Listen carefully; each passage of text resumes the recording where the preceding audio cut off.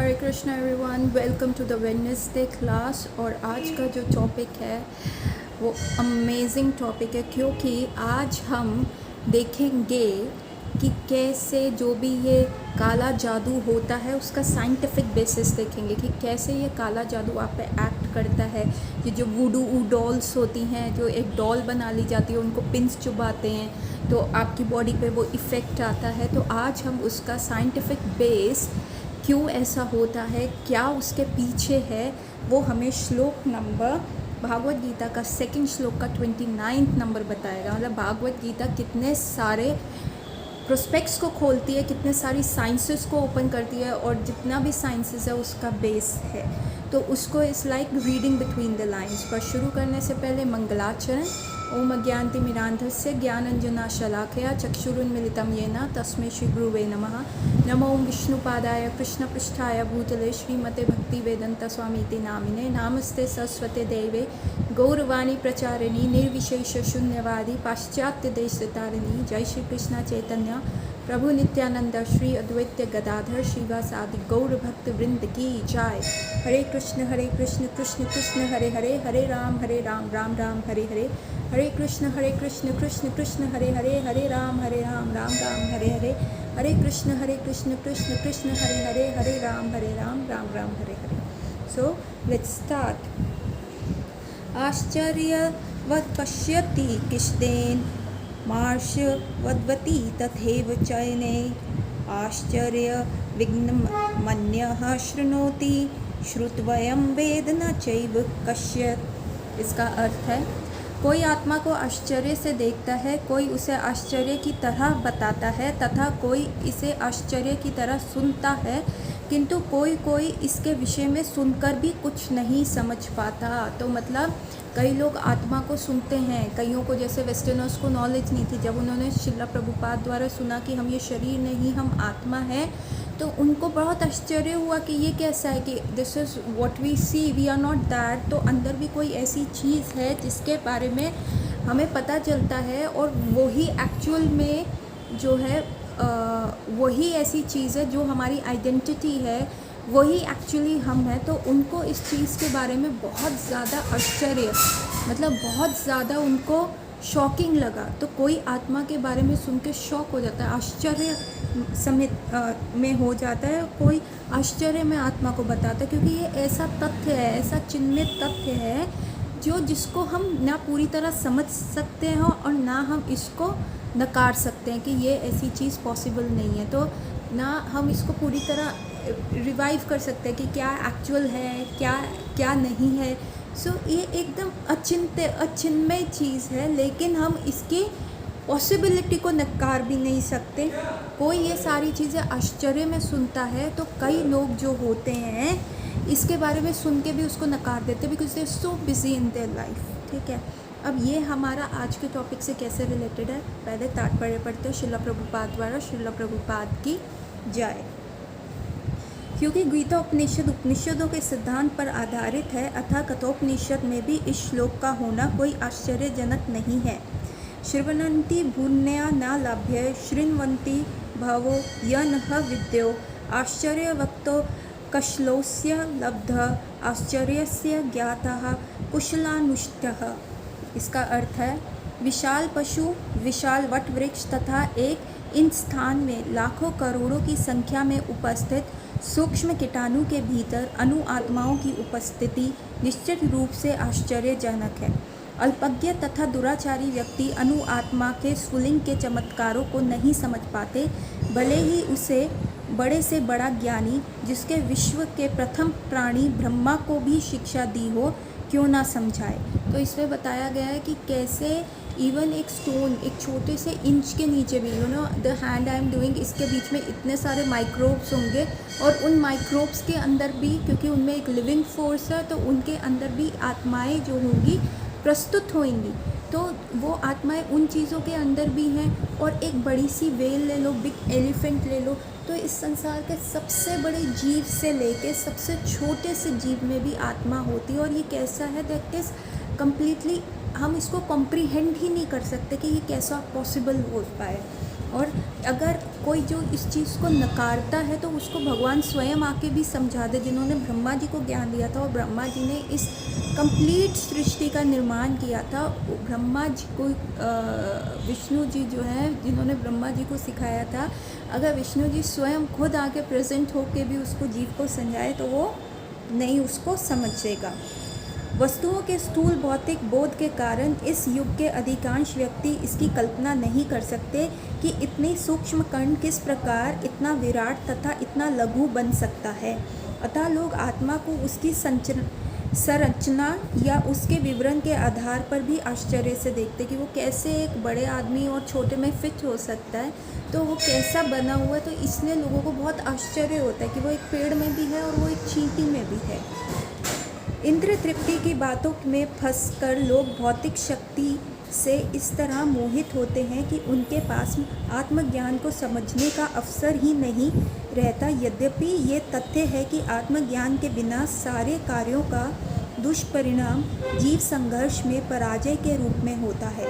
संभवतः उन्हें इसका कोई अनुमान नहीं होता कि मनुष्य को आत्मा के विषय में चिंतन करना चाहिए और दुखों का हल खोज निकालना चाहिए कि कैसे हम इतने भौतिक जगत में फंसे हुए हैं, इंद्र तृप्ति में बसे हुए हैं। क्योंकि the modern people have given us standards कि जिस स्टैंडर्ड्स पे मतलब इज़ डिफाइंड एज सक्सेस, बड़ा घर, आपके पास हर सुविधा होनी चाहिए, एवरीथिंग। तो उसको पाने के लिए हम जो एक भेड़ चाल में चल रहे हैं, तो ऑब्वियसली दिन में 24 घंटे होते हैं और हमारे पास 24 घंटे के अलावा समय नहीं होता, और जो हमारा सारा समय होता है उन्हीं चीज़ों को पाने में बीत जाता है कि जो बेसिक गोल ऑफ लाइफ है, जो बेसिक जिस चीज़ का अस्तित्व है, उस पर ध्यान नहीं दिया जाता। इस पर मेरे को एक कहानी याद आती है कि कैसे एक लेडी के पास में एक बहुत सुंदर सोने का पिंजरा था और उसके अंदर एक तोता होता था। तो वो क्या करती थी, वो सारा टाइम उस पिंजरे को, सोने के पिंजरे को चमकाने में लगी रहती थी कि ये सुंदर हो जाए, इसका डस्ट हो जाए, चमकता रहे, लोग उसके घर में आए तो वो कहें।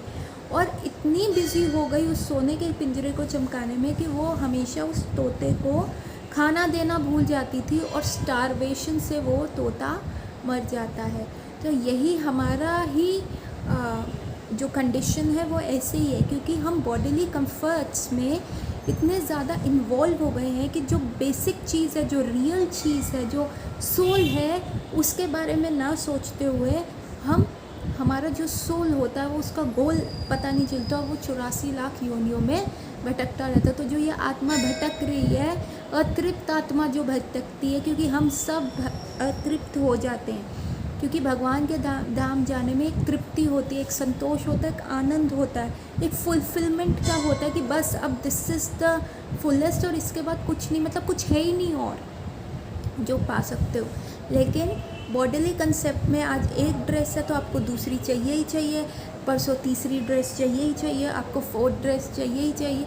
सो कहीं भी फुल स्टॉप नहीं लगता, तो वो संतोष का फीलिंग नहीं आता, इसलिए हम अतृप्त आते हैं, अतृप्त रहते हैं और अतृप्त मर जाते हैं। इसलिए हमारी आत्मा भटकती है, कैसे 84 लाख योनियों के अंदर भटकती रहती है। ठीक है, ऐसे थोड़े से लोग जो आत्मा के विषय में सुनने के इच्छुक हैं, अच्छी संगति पाकर भाषण सुनते हैं, किंतु कभी कभी अज्ञानवश वे परमात्मा तथा अनुआत्मा को एक समझ बैठते हैं। ऐसे व्यक्ति खोज पाना कठिन है जो परमात्मा अनुआत्मा उनके पृथक पृथक कार्यों तथा संबंधों एवं अन्य विस्तारों को सही ढंग से समझ सके। इससे अधिक कठिन है ऐसे व्यक्ति खोज पाना जिसने आत्मा के ज्ञान को पूरा लाभ उठाया हो और जो सभी पक्षों से आत्मा की स्थिति को सही निर्धारण कर सके। किंतु यदि कोई किसी तरह से आत्मा के इस विषय को समझ लेता है तो उसका जीवन सफल हो जाता है। इस आत्मज्ञान को समझने का सरलतम उपाय ये है कि अन्य मतों से विचलित हुए बिना परम प्रमाण भगवान कृष्ण द्वारा कथित भागवत गीता के उपदेशों को ग्रहण किया जाए। किंतु इसके लिए भी इस जन्म में या पिछले जन्म में प्रचुर तपस्या की आवश्यकता होती है। तभी कृष्ण को श्री भगवान के रूप में स्वीकार किया जा सकता है, पर कृष्ण को इस रूप में जानना शुद्ध भक्तों की अहेतु की कृपा से ही होता है, अन्य किसी उपाय से नहीं। तो श्रील प्रभुपाद की जय, इन्होंने कितना अच्छा बताया है कि हम इतना कंफ्यूज है। पहले तो हम वो चीज़ ढूंढने की कोशिश ही नहीं करते कि what is the real thing, because हम सब कंफ्यूज हैं the standards of the life जिसमें हम रह रहे हैं, जो सक्सेस का क्राइटेरिया। और कुछ लोग जो क्यूरियस होते हैं, जो इसके बारे में जानने के बहुत इच्छुक होते हैं, तो वो ऐसे लोगों से टकरा जाते हैं जो कि दे डोंट डिफ्रेंशिएट, वो फ़र्क ही नहीं कर पाते आत्मा और परमात्मा में। और उनका वो संबोधन होता है कि जो परमात्मा आत्मा है ना, वो परमात्मा में जाके लीन हो जाती है और अल्टीमेटली वो भी परमात्मा बन जाती है। पर ये जो होता है बहुत गलत चीज़ है। अब एक सन फादर से आया तो इसका मतलब ये नहीं है कि वो फादर में फिर से समा जाएगा और वो फादर और सन एक हो जाएंगे। सो ये it is very impossible thing, और लॉजिकली इट इज़ नॉट इसको हम समझ नहीं सकते, लॉजिकली हम इस चीज़ को निगल नहीं सकते, ठीक है। सो कई लोग ऐसे तथ्यों को, भागवत गीता को ऐसे प्रेजेंट करते हैं कि जिसमें यही अर्थ आ रहा है। तो कई लोग जो आत्मा के विषय में जानने का भी प्रयास कर रहे होते हैं तो वो भी कंफ्यूज हो जाते हैं, एंड फाइनली वो फिर अपने पथ से भटक जाते हैं। जैसे आप किसी से रास्ता पूछो उस जगह का, अब गूगल का कितनी बार ऐसा करते हैं कि गूगल हम यूज़ करते हैं तो ऐसा रास्ता बताता है कि हम भटक ही जाते हैं, प्रॉपर वेज नहीं होते, या बहुत पतली सी सड़क होती है तो कार नहीं निकल सकती, या आगे कैनल आ जाता है। तो कई बार गूगल में ऐसा डिफ़ॉल्ट आ जाता है गूगल मैप्स में, तो क्या होता है हम रास्ता भटक जाते हैं। तो तब हमें क्या चाहिए, एक सही बंदा। तो हम क्या करते हैं, एक लोकल से पूछते हैं, उससे प्रॉपर रास्ता समझते हैं, कहाँ से गाड़ी निकल जाए, कहाँ से टर्न है, रॉन्ग टर्न्स ना ले लिए जाएं। तो उसी प्रकार हमें ऐसे व्यक्ति से रास्ता समझना चाहिए जो लोकल है, ठीक है। ये मोदी जी ने कहा ना, वोकल फॉर लोकल। तो जो लोकल है, जिसने एक्चुअली आत्मा के तत्व को समझा हो और आत्मा के बारे में वो अच्छी तरह जानता और उसका अपना एक्सपीरियंस हो उसके बारे में। So when that person leads us, जब वो व्यक्ति हमें बताता है तो हम एक डिफरेंट लेवल पे जाते हैं। सो अब जो हम अपने इस श्लोक से डिराइव करते हैं एक मॉडर्न साइंस का टेक्निक और एक पहले के तांत्रिक का टेक्निक, वो क्या है कि हम लोग क्या होते हैं, एक वाइब्रेशन पे वाइब्रेट करते हैं। जैसे आपने फिज़िक्स में देखा होगा कि उसमें इलेक्ट्रॉन्स होते हैं, बीच में सेंटर में न्यूट्रॉन्स होता है, प्रोटॉन्स होते हैं, ऐसे अणु, न्यूक्लियस होता है, उसमें बीच में न्यूट्रॉन होएगा और उसके अराउंड जो होता है एक प्रोटॉन होता है और उसके अराउंड इलेक्ट्रॉन्स होते हैं और वो इलेक्ट्रॉन्स मोशन में होते हैं। तो हमारी बॉडी में हर चीज़ जो है मोशन में है, सिर्फ डेथ के टाइम ही बॉडी जो है उसका मोशन बंद हो जाता है। जैसे हमारे स्किन्स में कितने सारे पोर्स हैं जो ब्रीथ इन ब्रीथ आउट कर रहे हैं, हम ब्रीथ इन ब्रीथ आउट कर रहे हैं, हम बोल रहे हैं तो वाइब्रेशन आ रहा है, टंग का वाइब्रेशन है, तो हम क्रियामान है। क्रियामान क्यों है, क्योंकि आत्मा अंदर है, तो हम एक वाइब्रेशन, एक फ्रीक्वेंसी पे वाइब्रेट कर रहे हैं। तो जब हम भौतिक चीज़ों में फंसे रहते हैं तो हम एक अलग फ्रीक्वेंसी पे वाइब्रेट करते हैं। जब हम एक डिसीज स्टेट में होते हैं तो हमारी बॉडी की फ्रीक्वेंसी अलग वाइब्रेशन पे चली जाती है। जब हम एक हैप्पी स्टेट में होते हैं तो हमारी बॉडी की फ्रीक्वेंसी एक दूसरे लेवल पे वाइब्रेट करती है, और जब हम बहुत दुखी स्टेट में, डिप्रेसिव स्टेट में होते हैं तो हमारी बॉडी की फ्रीक्वेंसी किसी और वे में वाइब्रेट करती है। तभी कई बार हम बहुत दुखी होते हैं तो मंदिर जाते हैं, वहाँ पे कीर्तन सुनते हैं या अच्छा सा लेक्चर सुनते हैं तो हमें एकदम से उत्साह मिलता है, या हम कोई पॉजिटिव लेक्चर या मोटिवेशनल लेक्चर सुन लेते हैं तो एक उत्साह होता है। वो क्या होता है, हम अपनी बॉडी की फ्रीक्वेंसी को इंक्रीज़ कर लेते हैं और हमारी बॉडी एक दूसरे प्लेन पे वाइब्रेट करना शुरू कर देती है। तो जब दुखी होते हैं या डिसीज स्टेट होता है तो एक नॉर्मल हेल्दी कंडीशन से हमारी बॉडी लो लेवल पे वाइब्रेट करती है, और ये वाइब्रेशन कहाँ से आता है, हमारे अंदर कॉन्शियसनेस से आता है, जो एक सोल, जो कि हर आदमी के अंदर होता है, और जो मतलब बहुत ही आश्चर्य वाली बात होती है कि वो एक बड़े से पेड़ में भी होता है, एक छोटी सी चींटी के अंदर भी होता है। तो ये जो हमें वो एनर्जी देता है। पर यदि हम सिर्फ सोल के बारे में सोचेंगे तो हमारी बॉडी का वाइब्रेशन बढ़ जाएगा, हमारी बॉडी की ऊर्जा बढ़ जाएगी। और यदि हम सिर्फ भौतिक चीज़ों के बारे में सोचेंगे, सिर्फ एक मटेरियल सक्सेस के बारे में सोचेंगे तो धीरे धीरे हमारी बॉडी की वाइब्रेशंस कम हो जाती है। ठीक है, अब यहीं पे जो आता है हमारा बेसिक जो काला जादू या वूडू डॉल्स का वो आता है कि वो क्या करते हैं हमारी बॉडी में से। अच्छा, अब अगर मॉडर्न साइंटिस्ट को अगर आपकी पहचान करनी हो, हमारे आधार कार्ड्स बने हैं तो क्या हुआ, हमारे फिंगरप्रिंट्स उनके पास है, थंब का प्रिंट उनके पास है, हमारी आईबॉल के अंदर जो आइरिस होता है वो आँख की कैसे बड़ी होती है छोटी होती है उसका उनके पास प्रिंट होता है। तो ये सारी चीज़ें क्या करती हैं, ये हमारी आइडेंटिटी को बताती है। मतलब इतनी सारी जनसंख्या है पूरे विश्व की और किसी का भी ये प्रिंट जो होता है, ना फिंगरप्रिंट सेम होते हैं, ना आँख का जो पुतली ऊपर नीचे होती है वैसे सेम होता है। मतलब ये हमारी आइडेंटिटी को बताता है। उसी प्रकार हमारा जो हेयर टाइप हो गया और जो हमारे फिंगर्स के प्रिंट है या स्किन जो आती है वो उसमें हमारा डीएनए होता है। इवन जो हम ब्रेथ ले रहे हैं, ठीक है, जो हम यहाँ पे अगर मैं आज यहाँ उपस्थित हूँ और अगर किसी को मेरे को ढूंढना है और वो कुत्ते में ऐसी पावर होती है कि वो इस चीज़ को सूंघ लेता है, वो हमारे डीएनए को स्मेल से आइडेंटिफाई करके वो ढूंढ सकता है। क्योंकि every person have just an individual unique particular identity होती है। मतलब कितना इंडिविजुअलाइजेशन रखा हुआ है कि एक बंदा दूसरे की तरह नहीं हो सकता। इवन आइडेंटिकल ट्विन्स जो होते हैं वो भी एक जैसे नहीं होते, उनका भी डीएनए अलग होता है, उनका हेयर का डीएनए अलग होता है। तो भगवान ने जब एक एक व्यक्ति को अलग बना रखा है, तो जब ये लोग कहते नहीं हमारी आत्मा जो है एक्चुअल में परमात्मा में लीन हो जाएगी, अगर भगवान ने सारी चीज़ें कंबाइन ही बनानी होती तो वो ऐसी यूनिकनेस, एक इंडिविजुअलाइजेशन, एक पर्सन की अपनी अलग आइडेंटिटी पे क्यों इतना फोकस करते, क्यों करते? क्योंकि वो यही दिखाना चाहते कि तुम हो और वो है। ठीक है, भगवान भगवान है और हम लोग जो हैं उनके जो है हम अनुआत्मा है, हम इन्फिनिटेसिमल है और भगवान जो है बहुत बड़े इनफाइनाइट है, वो परमात्मा है, फर्स्ट आत्मा, परमात्मा है।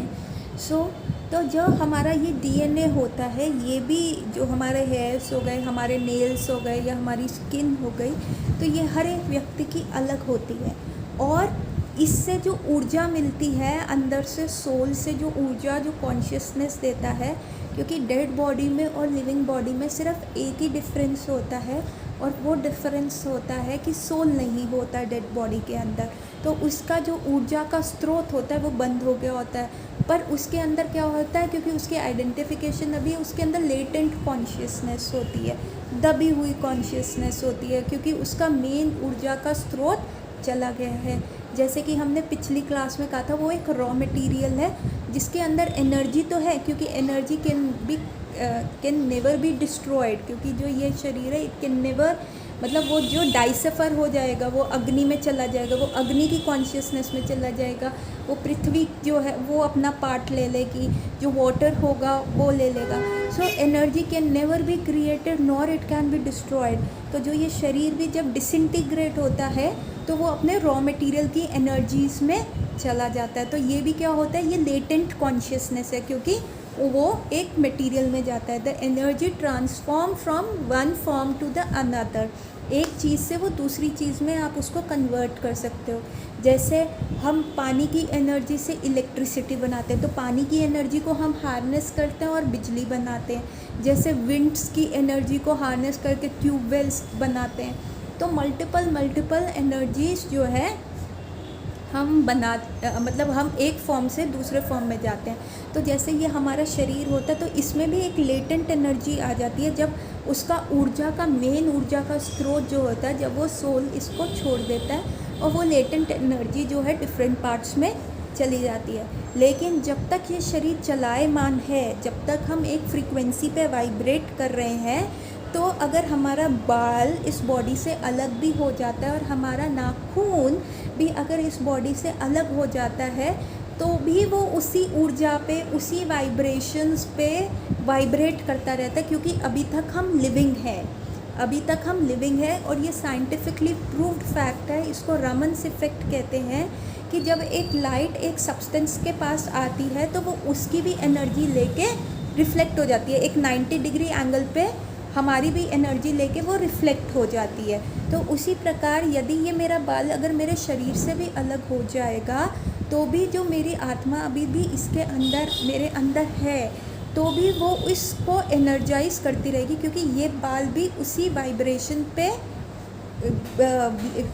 रेडिएट होगा जिस वाइब्रेशन पे मैं होंगी। अगर मैं डिसीज स्टेट में होंगी तो मेरा बाल अगर अलग हुआ या मेरा नाखून अलग होके आपने टेबल पे रखा है तो उसमें भी वही एनर्जी वाइब्रेट होगी, चाहे वो मेरे से कितना भी दूर क्यों ना हो, वो उसी एनर्जी पे वाइब्रेट होगा। और इसी के ऊपर जो एक साइंस चलती है वो जिसको हम कहते हैं रेकी क्या करते हैं, डिस्टेंट हीलिंग कैसे करते हैं। एक बंदे की फ़ोटो ले लेते हैं या एक बंदे से बात कर रहे हैं और वो 100 किलोमीटर दूर भी क्यों ना हो, उसकी फ़ोटो, उससे ली हुई कोई भी चीज़ जो उसकी आइडेंटिटी को बताती है, उसकी आइडेंटिटी को करती है, उसके डीएनए को स्पेसिफाई करती है, वो उससे जुड़ी हुई है। क्योंकि ये आत्मा जो है हमारे अंदर जो हमें जिस वाइब्रेशन पे कर रही है वही वाइब्रेशन पे हमारी फ़ोटो जो हमसे अलग हो गई है उसी वाइब्रेशन पे करेगी। तभी रेकी साइंसेस भी डिस्टेंट हीलिंग में काम आती है, क्योंकि वो वाया दैट फ़ोटो हमारे को हील करते हैं, वाया दैट लॉन्ग डिस्टेंस या वॉइस से हमें हील करते हैं। उसी प्रकार से ये जो काला जादू भी होता है कि जो लोग बाल ले लेते हैं, जो नाखून ले लेते हैं, हमारे कपड़ा जो हमने ही पहना है उसका क्लोथ ले जाते हैं, तो वो क्या करते हैं एक डॉल बना के उस पर कर देते हैं, उस डॉल को एनर्जाइज करते हैं, मतलब उस लेवल पे लेके आते हैं जिस लेवल पे हमारी बॉडी की वाइब्रेशन होती है, वो मंत्रा से तंत्रा से हम मैच कर देते हैं। और जब हम एकदम आइडेंटिकल प्लेन पे हो जाते हैं तो जब उस डॉल को मारा जाता है या कुछ उसके साथ गलत किया जाता है तो वो हमारी बॉडी में भी चेंजेस आते हैं। ठीक है। अब जैसे फॉर एग्ज़ाम्पल जब झाड़ा लगवाने जाते हैं तो ये इंडियन में बहुत होता है। एज अ डॉक्टर बड़े सारे पेशेंट्स आते हैं कि बच्चों को नज़र लग गई, डॉक्टर साहब आपकी दवाई काम नहीं कर रही थी, पर जैसे ही झाड़ा लगाया आपकी दवाई काम करने लग गई। तो व्हाट इज़ दैट, हमारी दैट इज़ ऑल्सो कि आपके ऑरा में वो मोर पंख हिलाते हैं, आपकी वाइब्रेशंस को वो चेंज करते हैं। सो इसके पीछे एक प्रॉपर साइंस है, दिस इज़ नॉट सुपरस्टिशियस, क्योंकि बिकॉज हम उसके बेसिक प्रिंसिपल को नहीं जान पा रहे, क्योंकि हम और चीज़ों में इतने बिजी हैं कि हम आत्मा किसी, इट्स अ बिग साइंस। अगर आप जानोगे तो यू विल बी अमेज्ड। अब आपको जो मैं बता रही हूँ इट विल, कईयों को लगेगा इम्पॉसिबल, सुपरस्टिशन वाली बात कर रहे हो, but this is a science. Homeopathy में इसको बिलीव करते। जैसे मैंने पीछे कोरोना में एक इंटरव्यू दिया था, वाटर मेमोरी का इंटरव्यू दिया था कि कैसे कोरोना को आप फाइट कर सकते हो। आप पानी में चांटिंग बोल के, उसको हरि नाम बोल के, कोई भी मंत्र बोल के उसको इतना एनर्जाइज कर देते हो कि आपके बोले हुए से उसका जो एक मेमोरी डेवलप हो जाता है, और वो अगर आप किसी डिसीज़ आदमी को दोगे तो वो एकदम स्ट्रॉन्ग हो जाता है। या जो चरणामृत भी होता है मंदिरों में, वहाँ कीर्तन चल रहा है, कथाएं चल रही हैं, और फिर वो चरणामृत में क्या डिफरेंस है, आपके घर के नलके के पानी में और चरणामृत में क्या डिफरेंस है। आप उसको केमिकली एनालाइज करा लो, वो भी H2O है, वो भी H2O है, वही मॉलिक्यूल्स है, उसमें भी हाइड्रोजन है, उसमें भी ऑक्सीजन है, और उसमें भी हाइड्रोजन और उसमें भी ऑक्सीजन है। सो एक वाटर मेमोरी हो जाती है जिसको आप आजकल इतने स्ट्रॉन्ग माइक्रोस्कोप्स नहीं हुए कि जो उस चीज़ को पकड़ सकें।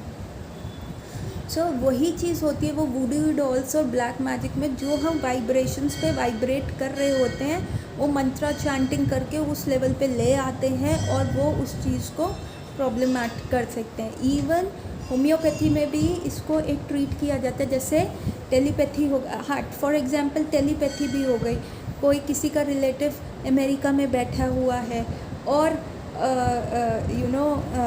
क्या कहते हैं, आप यहाँ पे बैठे हो और बच्चा वहाँ बैठा हुआ है और फादर यहाँ बैठा हुआ है, फादर का हार्ट बीट फास्ट हो जाता है। वो कहते हैं नहीं मेरे बच्चे को कुछ हुआ है, ज़रा मैं फ़ोन करके पूछ लूँ कि कुछ हुआ तो नहीं है, कुछ ऐसा हो तो नहीं गया। और वो फ़ोन करता है तो उसका बेटा कहता नहीं फादर थोड़ा प्रॉब्लम है। सो ये कैसे पता चलता है, क्योंकि हम एक वाइब्रेशंस हैं और उस वाइब्रेशन से हम लिंक करते हैं। और वो कैसे लिंक करते हैं, वो हमारे सोल के लिंक करते हैं। फॉर एग्ज़ाम्पल मैं बताती हूँ आपको, अभी पीछे 2018 में जब इंडियन एक्ट्रेस श्रीदेवी की डेथ हुई थी, तब ये न्यूज़ बहुत आई थी कि अमिताभ बच्चन ने ना ट्वीट किया था रात को कि अचानक मुझे घबराहट हो गई, और ऐसी घबराहट हो गई कि मतलब मैं उसको स्पेसिफाई नहीं कर पा रहा था और मुझे ऐसा लग रहा था कुछ गलत होने वाला है। और नेक्स्ट डे कुछ ही घंटों में, और उनको उसके बाद नींद नहीं आई, और कुछ ही घंटों के बाद ये न्यूज़ आती है the actress Sridevi dies of accidental drowning. तो ये क्या है कि एक टेलीपैथिक उनका एक प्रोफेशनल कनेक्शन था, ये तो कोई ऐसा रिलेशनशिप भी नहीं था, एक प्रोफेशनल कनेक्शन था, एक बॉन्ड था, कुलीग बॉन्ड था, जिसकी वजह से उनको ऐसा फील हुआ, उनको वाइब्रेशन फील हुआ जो कि वो स्पेसिफाई नहीं कर पाए। सो ऐसा होता है जब आप एक जगह बहुत टाइम से एक लोगों के साथ, अपने कुलीग्स के साथ एक ही जॉब में रह रहे हैं या आप एक फैमिली में रह रहे हैं, तो आपको कुछ ना कुछ ऐसा लगता है, अंदेशा हो जाता है, ऐसे सिक्स सेंस, गट फीलिंग। क्यों? क्योंकि वो वाइब्रेशंस का होता है। यदि हम अपनी वाइब्रेशन सुपर स्ट्रॉन्ग कर लें तो हमें ये वुडू डॉल से कोई फ़र्क नहीं पड़ेगा, हमें काला जादू या किसी के गए हुए अब्यूसेस से, किसी का दिया हुआ श्राप नहीं लगेगा। क्यों? क्योंकि हम उसके लेवल ऑफ वाइब्रेशन को स्ट्रॉन्ग कर लेंगे। तो आप कहोगे कि हम इतना स्ट्रॉन्ग कर लेंगे तो हमारा हेयर भी तो उस लेवल पे होगा और वो उन वुडू डॉल्स के ऊपर होगा, तो वो उसको भी वैसे इंक्रीज़ कर देंगे उस लेवल पे। नहीं, ये जो होता है ये मोड ऑफ इग्नोरेंस में होता है, ये तामसिक चीज़ों का वाइब्रेशन होता है, उसको उस लेवल पे इंक्रीज़ ही नहीं किया जाता। उनका एक सीमा होती है, तामसिक लोगों की एक सीमा होती है। जैसे आपने देखा था रामायण के अंदर कि मेघनाथ की जो पत्नी थी, इंद्रजीत की जो पत्नी थी, उसने क्या किया था, वो एक यज्ञ कर रही होती हैं जिससे वो एनर्जी दे रही होती हैं अपने हस्बैंड को, और वो यज्ञ भंग हो जाता है समहाउ, और उनकी जो एनर्जी होती है वो जो इंद्रजीत को मिलती नहीं है और वो उनकी डेथ हो जाती है। तो उसी प्रकार क्या होता है कि ये तामसिक चीज़ों का जो ये तमोगुण में आती हैं, ये जो हम ये करते हैं जादू टोना और ये अघोरी और जितने भी ये लेवल है, इनका एक लेवल, एक सीमा होती है। यदि आप अपने आप को सतोगुण में इतना ज़्यादा पावरफुल्ली अपने आप को स्ट्रॉन्ग वाइब्रेट कर लोगे तो वो उस लेवल पे आ ही नहीं सकती। तभी जितने भी राक्षस होते हैं, अब जैसे प्रहलाद महाराज के केस में, जब प्रहलाद महाराज की बुआ होलिका उनको अपनी गोदी में लेके बैठी थी, जबकि उनको ये आशीर्वाद था कि वो जलेंगी नहीं, और उन्होंने सोचा था प्रहलाद महाराज उनकी गोदी में बैठेंगे तो वो जो है भस्म हो जाएंगे, लेकिन उल्टा हो गया। क्यों? क्योंकि उनकी एक सीमा थी वो वाइब्रेशन सहने की। वो एक्चुअली अग्नि के उससे नहीं जो होलिका का देह त्याग हुआ होगा, ऐसा मुझे फील होता है कि प्रहलाद महाराज के तप में इतना तेज था, इतना अग्नि था कि वो होलिका सह नहीं पाई, और इसलिए अग्नि जो है प्रहलाद महाराज को जला नहीं पाई, क्योंकि वो एक डिफरेंट वाइब्रेशन पे, उनका जो सोल से ऊर्जा आ रही थी, जो उन्होंने इतना उसको चार्ज कर लिया था, और वो एक डिफरेंट वाइब्रेशन पे वाइब्रेट कर रहे थे। और जब भी कुछ भी चीज़ वाइब्रेट करती है या कुछ भी चीज़ रगड़ती है, उसमें से हीट निकलती ही है, उसमें से एक अग्नि का स्रोत, उसमें से फ्रिक्शन निकलता ही है। शायद वो उनका जो तपोबल था, उनका वो जो तेजस था, उसकी वजह से जो होलिका का एक लेवल था नॉर्मल मटेरियल अग्नि सहने का, वो वहाँ तक ही सह पाई। पर वो जो सतो अग्नि आई, जो सात्विक अग्नि आई, उसके लिए उनको वरदान नहीं था, उनको सिर्फ यहाँ भौतिक जगत की अग्नि सहने का वो उतना वाइब्रेशन उनका दिया गया था। जैसे ही प्रहलाद महाराज की सतों की इतनी तेज़ अग्नि आई कि होलिका जल गई, और प्रहलाद महाराज को नॉर्मल अग्नि कर ही नहीं पाई क्योंकि उनका वाइब्रेशन था। इसलिए जो चैंटिंग होती है, जो मंत्रास होते हैं, जो भागवतम में हम पढ़ते हैं, भागवतम की कथाएं होती हैं, वो हमारे सोल को, बॉडी को एक तेजस प्रोवाइड करती है। सिमिलरली एक होम्योपैथिक वे ऑफ हीलिंग भी आया है, उसमें भी हम क्या करते हैं, ये बहुत न्यू कंसेप्ट आया होम्योपैथी में, बहुत कम डॉक्टर्स इसको प्रैक्टिस कर रहे हैं क्योंकि it is very new concept और ये कुछ सालों से प्रचलन में है। कई बार जैसे बहुत दूर विदेश के पेशेंट्स होते हैं जो हमारे पास फॉलोअप देने नहीं आ सकते, तो कई डॉक्टर्स क्या करते हैं, कहते हैं आप अपने बाल भेज दीजिए, और वो उन बालों को क्या करते हैं, मेडिसिन की बॉटल में डाल के रख देते हैं, जो मेडिसिन उनको देनी होती है, और उसको शेक करके रख देते हैं। और आप यकीन मानेंगे उनको जो भी प्रॉब्लम्स होती हैं वो कुछ महीनों में उनकी हफ्ते के बाद वो फॉलो अप देते हैं। जैसे हम यहाँ पे एक ऑन काउंटर मेडिसिन दे देते हैं कि आप एक हफ्ते के बाद बताइएगा कि कैसे है, वैसे ही वो पेशेंट डॉक्टर से फ़ोन पे कंसल्ट करते हैं 1 हफ्ते के बाद, 2 हफ्ते के बाद। तो वो अपनी प्रॉब्लम्स को बताते हैं। जिनके बालों को सिर्फ मेडिसिन की बॉटल में डिप किया गया होता है और उनको सिर्फ एक साइड में रख दिया गया होता है, तो वो 1 हफ्ते के बाद कहते हैं हाँ डॉक्टर साहब बहुत फ़र्क है, या फिर उस कुछ टाइम के बाद वो कहते हैं हाँ अब बहुत फ़र्क है। कई बार उन दवाइयों की पावर बढ़ानी होती है तो उनको उनके बालों को ही दूसरी जगह शिफ्ट किया जाता है। सो दिस इज़ क्या है, this has a basic, this links to the जिस लेवल ऑफ वाइब्रेशंस पे आप वाइब्रेट कर रहे हो। तो अगर आपको डिसीज़ से बचना है तो जो होम्योपैथिक मेडिसिन्स होती हैं वो आपको उस लेवल ऑफ विंडो देती हैं, आपकी बॉडी की ऊर्जा शक्ति को हेल्प करती हैं, टू एन एक्सटेंट हेल्प करती हैं, क्योंकि वो एक आउटर सोर्स है। जब अंदर जाएगा तो एनर्जी आएगी, फिर धीरे धीरे धीरे, पर जो आपको वो विंडो देती हैं, जो आपको थोड़ी देर के लिए बैसाखियाँ लगाती हैं, पर यदि आप फिर से उसी प्रॉब्लम में आ जाते हो, उसी वजह में, उसी कंडीशन में आके फिर सेम गलतियां करते हो और फिर आप वही डिसीज स्टेट में चले जाते हो, तो होम्योपैथिक दवाइयाँ हेल्प डेफिनेटली करेंगी, पर हमें अपने आप पे वर्क करना होता है। होम्योपैथिक दवाइयाँ हमारा थोड़ा बॉडी का वाइब्रेशंस जो है वो बढ़ा देंगी, हम हीलिंग पे आ जाएंगे। पर अगर हम बार बार सेम ही, जैसे किसी का गला ख़राब है, आप दवाई दे रहे हो उसको लेकिन आपकी बात नहीं मान रहा, वो बार बार आइसक्रीम खा रहा है, गोलगप्पे खा रहा है, तो दवाइयाँ कितना काम करेंगे। उसको परहेज़ करना पड़ेगा ना कि भाई तुम परहेज़ करो, तो जब धीरे धीरे तुम ठीक हो जाओगे तो तुम कर लेना जैसे तुम लाइफ जीना चाहते हो, पर अभी तुम्हारी सेंसिटिविटी है तो अभी मत करो। तो उसी प्रकार से जब दवाइयाँ आपको ठीक करती हैं तो आपकी जिन गलतियों की वजह से, आपके लाइफस्टाइल की वजह से, आपकी ऐसी सोच की वजह से ऐसे डिसीज़ हुए होते हैं, तो आपको उन पिटफॉल्स में दोबारा नहीं पड़ना चाहिए। और इसके लिए सबसे अच्छा होता है कि यदि हम अपने सोल के ऊपर वर्क करें, यदि हम अपनी बॉडी की ऊर्जा, ओजस और तेजस, ओजस इज़ योर एनर्जी और तेजस इज़ योर इम्यूनिटी, तो अगर हम अपने ओजस और तेजस पे वर्क करें तो जो कोरोना का वायरस जिस लेवल पे वाइब्रेट करता हुआ आ रहा है आपके ऊपर, और जो आपकी बॉडी का वाइब्रेशन अगर कम है तो कोरोना का वायरस आपको कैप्चर कर लेगा, लेकिन यदि आपका बॉडी का वाइब्रेशन अप है तो कोरोना वायरस ऐसे निकल जाएगा कि आपको पता भी नहीं चलेगा। तभी आप देखेंगे कि कई केसेस ऑफ कोरोना एसिम्प्टोमेटिक रहे, उन लोगों को पता ही नहीं चला कि उनकी बॉडी में कोरोना था कि नहीं। सो उसी प्रकार से हमें इस चीज़ से लेना है कि this is a basic science. तो हमें द टेक होम मैसेज क्या है कि हमें अपनी बॉडी की वाइब्रेशंस पे वर्क करना है, हमें अपने सोल के ऊपर वर्क करना है। उससे क्या फ़ायदा होगा, पहला कि डिसीज़ नहीं होगा, और सेकंड इसका फ़ायदा क्या होगा कि ये जो ब्लैक मैजिक होता है, लोग हमें गालियाँ देते रहते हैं, वो हमें लगेंगे नहीं और हम एक खुशहाल अच्छा जीवन जी पाएंगे। सो ये बहुत आश्चर्यजनक बात है और लोग उस चीज़ को यूज़ कर रहे हैं वाटर चार्जिंग करके। हमारी तो हिंदू संस्कृति में कैसे चरणामृत को हम सर लगा के पीते हैं, गुरुद्वारे का पानी हम पीते हैं, कहते हैं स्किन ठीक हो जाएगी, वहाँ के सरोवर में स्नान कर लो ये हो जाएगा। क्यों? क्योंकि वो वहाँ की उनकी ऊर्जा इतनी हाई होती है।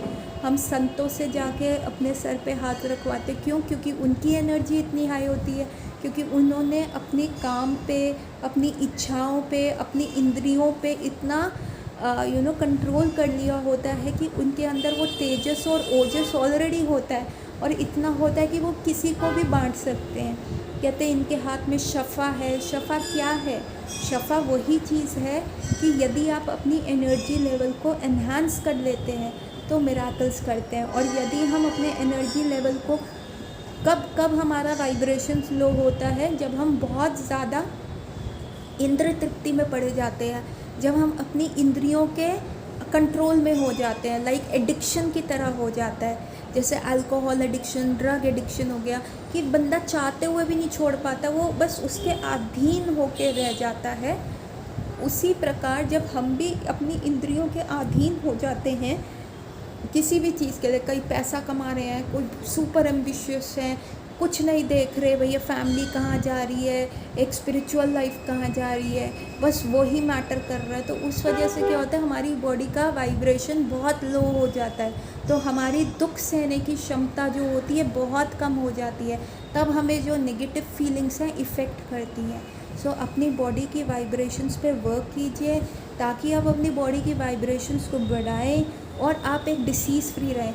तो वो आपके लिए कुछ भी हो सकता है, जो आप इंद्र तृप्ति में आता है कि आपका एक गोल है जी, आपने यही करना है, वही आपका सक्सेस का डेफिनेशन हो गया, या आपको इतने ही पैसे कमाने हैं, या ऐसी ही मोटर गाड़ी लेनी है, या यही सारी चीज़ें करनी है, बड़ा बंगला। तो और वो चीज़ के पीछे हम जस्ट भागते जा रहे हैं और अपनी जो मेन चीज़ है वही सोने का पिंजरा जो है हम चमकाते जा रहे हैं, और जो उसका ऊर्जा का स्रोत है, जो बेसिक अट्रैक्शन है वो तोता, हम उस पर वर्क नहीं कर रहे। तो ये जो है सबसे बड़ा ब्लंडर है, और इसलिए हम नेगेटिव चीज़ों के अंडर आ जाते हैं, इसलिए काला जादू हम पे लगता है। So the only thing is to increase your vibration by chanting, by meditation, by going to the temple. व्रत रखिए, एकादशीस रखिए, जितना हो सकता है, जैसे भी हो सकता है अपनी ऊर्जा को बढ़ाइए। So with this take home message जो हमें ये भागवत गीता का श्लोक नंबर 29 ऑफ चैप्टर 2 दे रहा है, इसको हम अपनी लाइफ में अपनाएं, क्योंकि जो ऊर्जा का सोर्स है वो सच में आश्चर्यजनक है, वो है, लेकिन हम उसको कैसे प्रूफ करें, अभी हमारे साइंटिस्ट बहुत लैग करते हैं कि सोल के बारे में पुख्ता सबूत आपकी जो आँखें देख सके, कान सुन सके, जीभ चख सके, हाथ टच कर सके, नाक सूंघ सके वाला नहीं दे सकते, क्योंकि हम बहुत, हमारी साइंस जो है, भौतिक साइंस जो है, स्पिरिचुअल साइंस के बहुत पीछे है, और पता नहीं कितने साल लग जाएंगे। पर हमें वो टाइम अपना वेस्ट नहीं करना, हमें एग्जाम्पल से सीखना है। जो चीज़ दिख नहीं रही लेकिन है, हवा दिखती नहीं है, अगर हवा कमी हो जाए तो ऑक्सीजन सिलेंडर कम हो गए तो कितना प्रॉब्लम हो गया था पिछले साल। So we have to trust these things, और अपनी ऊर्जा स्रोत पे हमें वर्क करना चाहिए। चैंट कीजिए, हाँ, सन का पैटर्न फॉलो कीजिए, सुबह जल्दी उठिए, ब्रह्म मुहूर्त में उठिए, अपना पढ़ाई वहाँ पे कीजिए, शास्त्र अध्ययन, चैंटिंग सब करना चाहिए, रात को टाइम पे सोना चाहिए, तो अपनी हमारी ऊर्जा इंक्रीज़ होगी। तो ये एक एंटी एजिंग ओल्ड एज को भी बचाने का फॉर्मूला है। आपकी स्किन उतनी ही यंग रहेगी, आप चाहे कितने भी ईयर्स के क्यों ना हो जाए। अपनी ऊर्जा को बढ़ाइए, और with this I will end my class. 3 time Hari नाम चैंट करते हुए we will end the class है। Hare Krishna Krishna Krishna Hare Hare, Hare Rama Rama Rama Hare Hare, Hare Krishna Krishna Krishna Hare Hare, Hare Rama Rama Rama Hare Hare, Hare Krishna Krishna Krishna Hare Hare, Hare Rama Rama Rama Hare Hare. Hare Krishna everyone, we will meet in the next Wednesday class. Hari बोल।